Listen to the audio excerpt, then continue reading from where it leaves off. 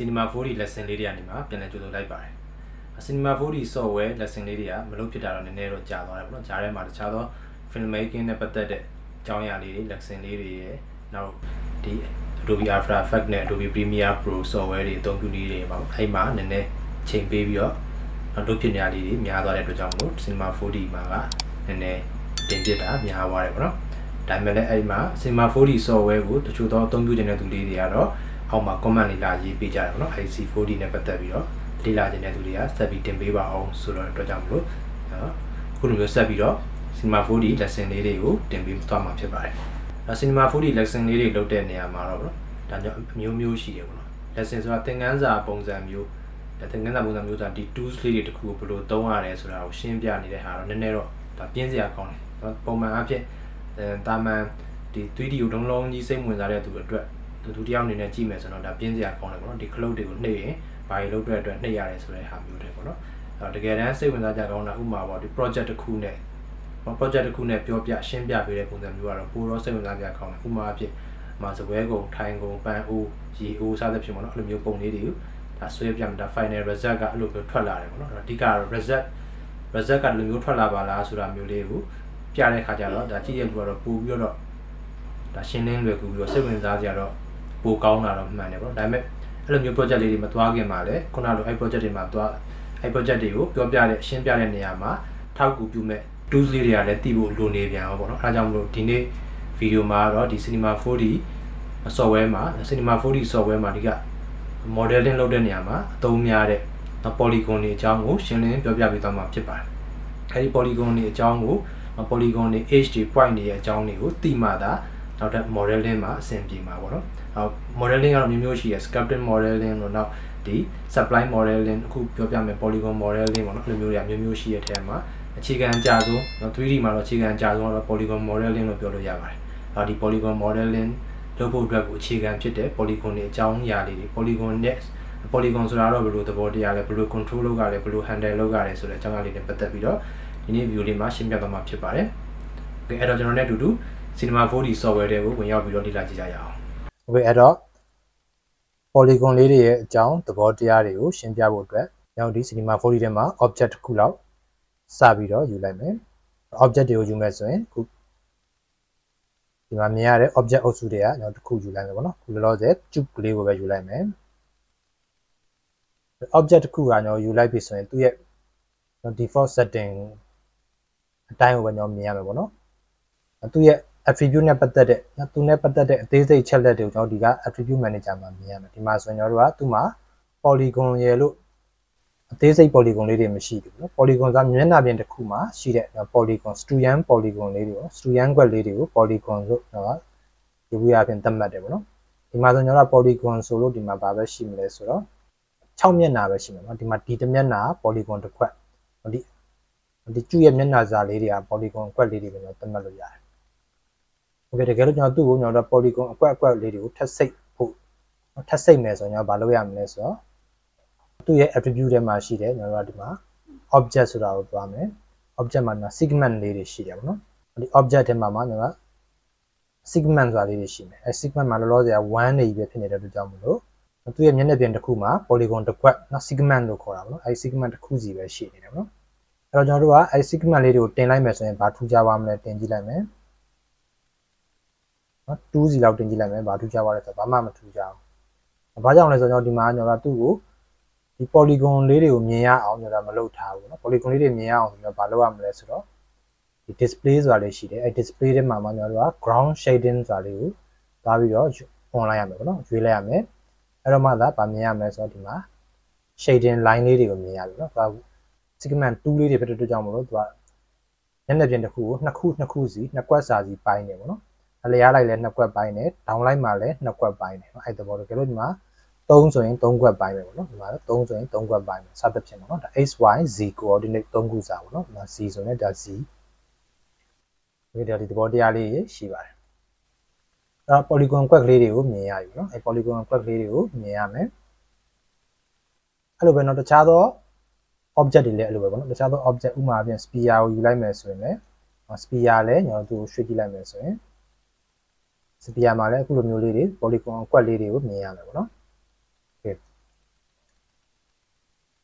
ကျွန်တော်တို့ tube နဲ့ပဲကျွန်တော်ကြည့်ကြည့်အောင်အခုကျွန်တော်မြင်နေရတဲ့ဒီ tube တုံးလေးမှာ polygon ကွက်ကလေးတွေမြင်နေရမယ်ဒါပေမဲ့အဲ့ဒီ polygon ကွက်ကလေးတွေကလိုသလိုကိုက edit လုပ်လို့မရဘူးလိုသလို editable လုပ်လို့မရဘူးเนาะဒါသဘောကဘာဆိုအသေးဖြစ်နေသေးတယ်သူအရှင်ဖြစ်အောင်ကျွန်တော်တို့ကလုပ်ဖို့လိုတယ်အရှင်ဖြစ်အောင်လုပ်မယ်ဆိုရင်ဘာလုပ်ရမလဲဆိုတော့ make editable ဆိုတာလေးကိုကျွန်တော်သွားပြီးတော့နှိပ်ပေးရမှာဖြစ်ပါတယ်เนาะဒီ button လေးကိုကျွန်တော်နှိပ်ပေးရမှာဖြစ်ပါတယ်အဲ့ button လေးကိုမနှိပ်ထားဘူးဆိုရင်ခုနကဒီမှာဆိုရင် polygon တွေ h တွေ point လေးတွေရှိတယ်เนาะအဲ့ဒါလေးခုနေသွားရွေးမယ်ဆိုလည်းဘာမှထူးခြားစွာဟုတ်သူ့ကိုသွားပြီးတော့ selection မှတ်လို့ရမှာမဟုတ်ဘူးเนาะမြင်ရမှာမဟုတ်ဘူး polygon နှိပ်လဲ polygon လေးတွေမြင်ရမှာမဟုတ်ဘူးအဲ့တကယ်ကျွန်တော်အဲ့အတွက်ကြောင့်မို့ကျွန်တော်တို့ကမလုပ်ပေးရမလဲဆိုတော့သူ make editable ဆို button လေးကိုနှိပ်ပေးဖို့လိုပါတယ်အဲ့ဒါလေးကိုနှိပ်လိုက်မယ်ဟောနှိပ်လိုက်မယ်ဆိုတော့ကျွန်တော်တို့ဒီမှာခုလိုမျိုးလေးမြင်ရပြီပေါ့နော်ခုနလို object တစ်ခုလုံးစာမဟုတ်တော့ဘဲနဲ့ခုချိန်မှာကျွန်တော် polygon ရေးထားတဲ့အတွက်ကြောင့်မို့လို့ polygon ခွက်ကလေးတွေကိုခုလိုမျိုးလိုက်ပြီးတော့ control လုပ်လို့ရနေတယ်ပေါ့နော်ဒီ point ကနေစပြီးလုပ်ကြည့်မယ်ဆိုရင်ဒီမှာ point လေးကိုရေးလိုက်မယ်ဆိုရင်ခု point မှုကိုရေးထားတဲ့အတွက်ကြောင့်မို့လို့အဲဒါခုန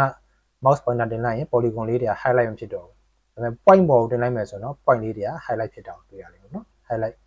အဲ့ဒါဆို selection ဖြစ်ကြောင်းပြတဲ့ highlight ကလေးတွေကိုမြင်ရမယ်ပေါ့နော်အဲ့ဒါသူ့ကိုကျွန်တော်တို့က click တစ်ချက်နှိပ်လိုက်မယ်ဆိုရင်တော့ selection ဖြစ်သွားပြီဟောဒါလိမ်မော်ရောင်ပုံစံလေးနဲ့ selection ဖြစ်သွားပြီအဲ့ချိန်မှာကျွန်တော်သူ့ကိုဘာလုပ်လို့ရလဲဆိုတော့ဒီမှာရှိနေတဲ့ exist tool လေးနဲ့လိုလိုကျွန်တော်တို့ကပြုပြင်လို့ရပြီဖြစ်ပါတယ်အဲ့တော့ပြုပြင်ကြည့်မယ်ဟောဒီမှာဆိုရင်ကျွန်တော်တို့သူ့ကိုသွားပြီးတော့ဟောကြက်ရ exit ကနေမှလိုလိုခုလိုမျိုးရေရှားခိုင်းလို့ရတယ်အဲ့တော့ point တစ်ခုတည်းကပဲလိုက်ပြီးတော့လှုပ်ရှားပြောင်းလဲနေမှာပေါ့နော်ဒီမှာတခြား point နဲ့လိုရပဲဒီ point ကိုဥမာ select မှတ်ပြီးတော့ဒီ exit အတိုင်းဒီက z exit အတိုင်းလေးကျွန်တော်ဆွဲလိုက်မယ်ဆိုရင်ခုလိုမျိုး point တစ် point ပဲပါလာမှာဖြစ်ပါတယ် point တစ် point နဲ့ပုံမှာပဲ active ဖြစ်မယ်တက်ရောက်မှုရှိမယ်ပေါ့နော်အဲ့လိုမျိုးပေါ့နော်အဲ့တော့ဒါကတော့ point သဘောတရားကတော့ဒီသဘောတရားပြီးသွားရင်နောက်တစ်ခုကတော့point သဘောတရားနောက်ပါရှိလဲဆိုတော့သူ့ကိုအဲ့လိုမျိုးပဲ select မှတ်မယ်ဆိုရင်2 point ပေါင်းမှတ်မယ်ဆိုတော့သူကို shift key လေးခံပြီးတော့မှ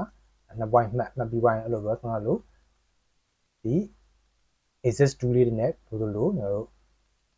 ့ပြုပြင်လို့ရတယ်ပေါ့နော်ဒါကတော့ point မှုနဲ့ okay point မှုနဲ့ပြီးသွားရင်ကျွန်တော်တို့က h မှုလေးကိုစမ်းကြည့်မယ် h မှုလေးကိုသွားရွေးလိုက်မယ်ဆိုရင်တော့ခုန point တွေမမြင်ရတော့ဘူးဒါပေမဲ့ h ဆိုတဲ့အတိုင်းဒီ h line လေးတွေပေါ့နော် line လေးတွေပေါ်မှာကျွန်တော် highlight ဖြစ်တယ်သဘောတရားကတော့သူခုချိန်မှာကျွန်တော်တို့ကတစ်ချက်နှိပ်ပြီး select မှတ်လိုက်မယ်ဆိုရင်သွားဒီ h line ကိုပဲသွား select မှတ်ထားတယ်ခုချိန်မှာကျွန်တော်သူ့ကို exit ကနေကင်ပြီးတော့ကြောင်းလဲမှုလုပ်မယ်ဆိုရင်ဒီ h line လေးတွေကတက်ရောက်မှုရှိတယ်เนาะအဲ့သဘောတရားကိုဆိုလိုခြင်းဖြစ်ပါတယ်เนาะအခုချိန်မှာတခြားသော h line လေးတွေကိုသွားမှတ်မယ်ဆိုလည်းအဲ့သဘောတရားအတိုင်းတက်ရောက်မှုရှိမှာဖြစ်ပါတယ်ဒီဒါကတော့ h သဘောတရားဖြစ်ပါတယ်ဒီပြီးသွားရင်နောက်ထပ်လောက်က polygon လေးကိုစမ်းကြည့်မယ် polygon သဘောတရားလည်းအဲ့တိုင်းပါပဲ polygon ကြတော့ခုနကညောပြပြမျိုးအကွက်ကလေးတွေပေါ့နော် polygon 4000ကွက်ကလေးတွေကို select မှတ်ပြီးတော့မှသူ့ကိုလည်းညောလိုသလိုပြုပြင်ယူလို့ရတယ်ပေါ့နော်အဲ့သဘောတရားလေးတွေရှိပါတယ်ဒါကတော့အခု polygon လေးတွေကိုကျွန်တော်ဘယ်လိုလုပ်မလဲဆိုတဲ့သဘောတရားကိုဒါကတော့ကျွန်တော် polygon လေးတွေကိုဘယ်လိုလုပ်ရတယ်ဘယ်လိုမျိုး control လုပ်ရတယ်ဆိုတဲ့သဘောတရားကိုရှင်းပြခြင်းပဲဖြစ်ပါတယ်အဲ့တော့ဘယ် object ဖြစ်ပေါ့နော်ဒါက cube မဟုတ်ပါဘူးတခြားသောဥမာ sphere ပဲဖြစ်ပေါ့နော် sphere ဆိုရင်လည်းကျွန်တော်တို့ကအခုဆက်စချင်းမြင်ရခြင်းမှာတော့သူ့ဘာမှလုပ်လို့မရသေးဘူးသူ edit လုပ်မယ်ပြုပြင်ပြောင်းလဲမှုတွေလုပ်မယ်ဆိုရင်တော့ကျွန်တော်တို့က make editable button လေးကိုနှိပ်ပေးရမယ် shortcut ကတော့ C ဖြစ်ပါတယ်အဲ့ဒီကိုနှိပ်လိုက်ပြီဆိုတော့မှလိုသလိုကျွန်တော်တို့ပြုပြင်ပြောင်းလဲလို့ရမယ်ပေါ့အဲ့လိုပဲကျွန်တော် point တွေကို select လိုက်မှတ်လို့ရပါတယ်ပြီးတော့ဒီမှာ selection tool လေးရှိတယ် live selection tool ဆိုတာရှိတယ်